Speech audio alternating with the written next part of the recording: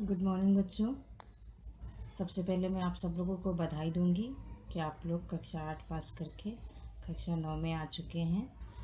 अब आइए देख लेते हैं कि हमारे हिंदी का सिलेबस कैसा है और उसका अंक विभाजन कैसा होगा। तो सबसे पहले ये जान लीजिए कि जो परीक्षा होगी उसका समय बोर्ड में 3 घंटे 15 मिनट होता है और कक्षा 9 क्योंकि बोर्ड का ही एक आप समझ लीजिए प्री बोर्ड होता है, जिसमें हम समझ सकते हैं कि बोर्ड में किस तरह से हमें एग्ज़ाम में अपीयर होना है। तो इसलिए कक्षा 9 का सिलेबस और अंकों का विभाजन सब कुछ बोर्ड की तरह ही होता है। इसमें जो परीक्षा का पूर्णांक होता है वो 70 नंबर का होता है। 30 नंबर का आंतरिक मूल्यांकन होता है, जिसको आप इंटरनल असेसमेंट भी कहते हैं।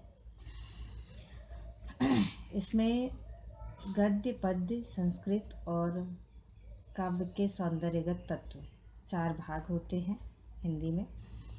पहला प्रश्न जो आता है वो गद्य से होता है, हिंदी गद्य साहित्य के इतिहास से। इसमें कुल 5 प्रश्न होते हैं, एक नंबर के 5 प्रश्न, जिसमें से कुछ विकल्पीय होते हैं 2 या 3 और 1-2 इसमें अति लघु होते हैं।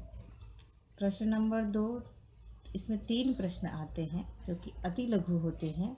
ये पद्य साहित्य के इतिहास से आते हैं। ये भी कुल 5 नंबर का होता है। पहला प्रश्न 2 नंबर का, दूसरा प्रश्न 2 नंबर का और तीसरा प्रश्न 1 नंबर का।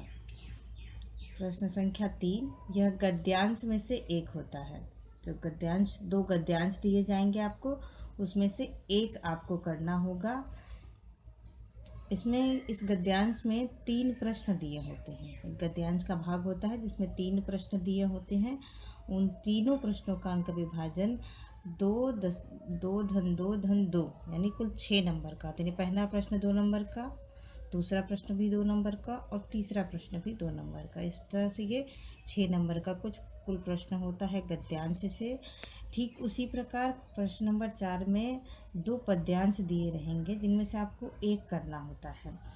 इसमें संदर्भ सहित व्याख्या लिखनी होती है, जिसका अंक विभाजन होता है 1 + 4 + 1 यानी 1 नंबर आपका संदर्भ और प्रसंग पर, 4 नंबर व्याख्या पर और 1 नंबर इसके काव्यगत सौंदर्य पर दिया जाता है। प्रश्न नंबर 5, इसमें 2 भाग होते हैं, क और ख। क में क्या होता है, इसमें गद्य के जो आपके लेखक होते हैं उनका जीवन परिचय होता है। इसमें 3 या 4 जीवन परिचय दिया होता है, आपको एक करना होता है और उसमें उनकी रचना भी लिखनी होती है। बहुत बार बच्चे ये करते हैं कि जीवन परिचय लिख देते हैं लेकिन रचना नहीं लिखते, जिससे क्या होता है उसमें उनका जो 2 + 1 यानी कुल 3 नंबर जो होते हैं, उसमें से 1 नंबर ये जो रचना का होता है वो कट जाता है। तो ध्यान रखें, पूरा जीवन परिचय लिखने के बाद रचना लिखना ना भूलें, नहीं तो आपका ये 1 नंबर चला जाएगा। ख में क्या है, इसमें पद्य में जो कवि होते हैं उनमें से किसी एक का जीवन परिचय लिखना होता है और 4 विकल्प आपको दिए जाएंगे, उसमें से एक का जीवन परिचय आपको लिखना होगा। इसके अंकों का विभाजन भी उसी प्रकार है। जो कवि है उसका जीवन परिचय 2 नंबर का और 1 नंबर उनकी रचना पे होता है, यानी कुल 3 नंबर। अब आएंगे प्रश्न नंबर 6 पे।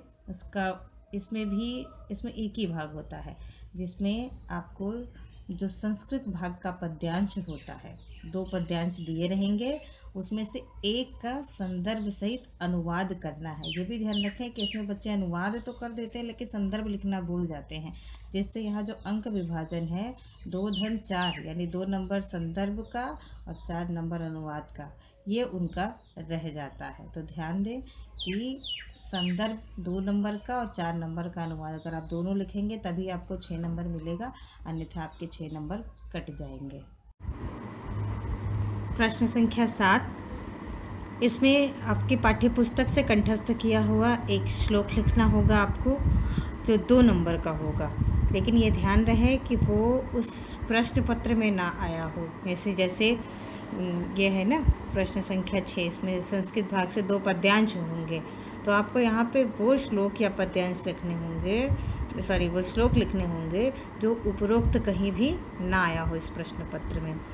7वें का ख देखेंगे, इसमें 2 प्रश्न होंगे जो आपके संस्कृत भाग से होंगे, 2 प्रश्न होंगे जिनके उत्तर आपको देने होंगे, जो 1-1 नंबर का होगा, यानी कुल 2 नंबर का।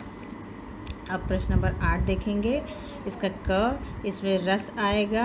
आपके कोर्स में वीर और श्रृंगार रस हैं। इन दोनों का ही अथवा करके दोनों ही श्रृंगार रस आते हैं, जिनकी परिभाषा और एक उदाहरण लिखना होता है। 1 नंबर परिभाषा का और 1 नंबर उदाहरण का, यानी रस पर कुल 2 नंबर। उसी तरह अलंकार, आपके कोर्स में यमक अलंकार और अनुप्रास अलंकार दोनों हैं, लेकिन एग्ज़ाम में आपको इन दोनों में से दोनों दिया जाएगा, आपको करना एक ही होगा। इसमें अलंकार की परिभाषा और उदाहरण देने होंगे। रस की ही तरह इसमें भी 1 नंबर परिभाषा पे है और 1 नंबर उदाहरण पे, यानी कुल 2 नंबर। अब ग देखेंगे। इसमें छंद है।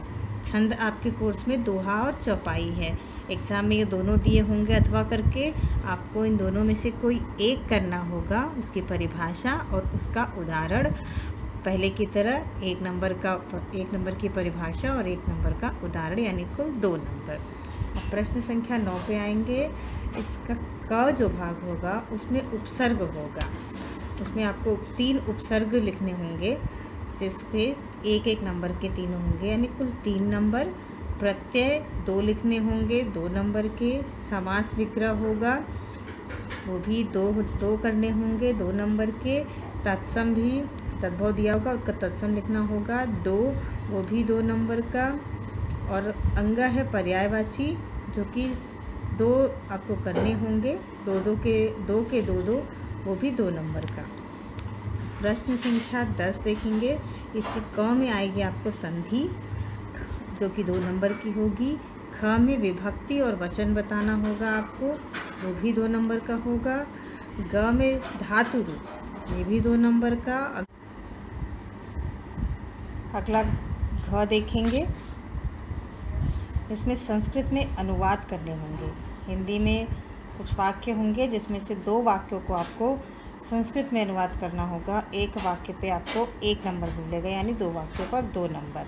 प्रश्न नंबर 11 देखेंगे, यह निबंध लेखन में है। इसमें आपको 6 अंक मिलेंगे। अंत में प्रश्न नंबर 12, यह खंड काव्य से होगा। हर जिले का अपना अपना खंड काव्य है। प्रयागराज में नए मेहमान पढ़ाया जाता है, तो आपको नए मेहमान से एक प्रश्नोत्तर होगा, जिसमें से आपको 1 प्रश्न का उत्तर देना होगा। यह 3 नंबर का होगा। तो इस प्रकार हम लोगों ने देखा कि कक्षा 9 की हिंदी के जो प्रश्नों का अंकों का विभाजन है वो किस प्रकार होगा। अगली कक्षा में हम गद्य का प्रथम पाठ बात और उसके रचयिता प्रताप नारायण मिश्र के बारे में जानेंगे। जब हम आगे की कक्षाएं लेंगे, जब आगे के पाठ पढ़ाए जाएंगे, तो आपको गृह कार्य भी दिया जाएगा, जिसके उत्तर आपको कॉपी में लिखने होंगे। आज के लिए इतना ही बस। धन्यवाद।